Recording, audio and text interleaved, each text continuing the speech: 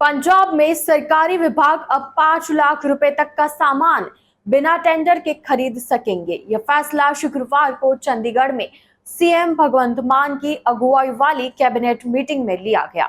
इसके अलावा प्रदेश में रजिस्टर्ड सोसाइटी और ट्रस्टों की भी जांच होगी।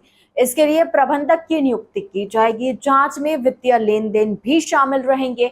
वहीं सरकार प्राइवेट स्पेशलिस्ट डॉक्टरों को इनपैनल करेगी और बदले में उन्हें इंसेंटिव देगी।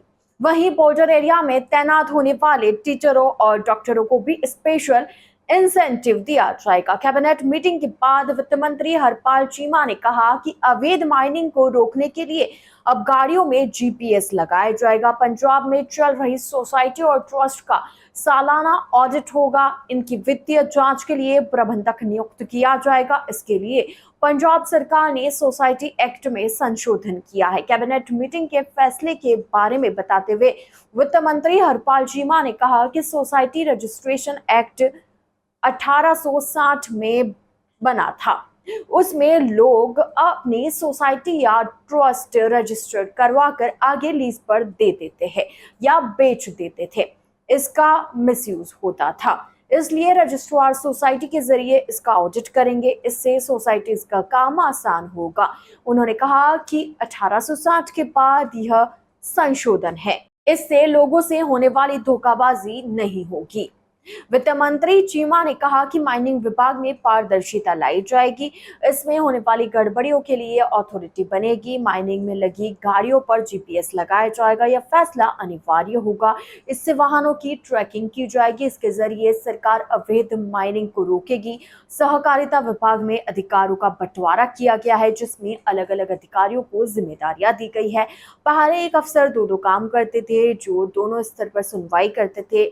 इससे लोगों में रोष रहता था। पंजाब के प्रोक्योरमेंट रूल के नियम में संशोधन किया।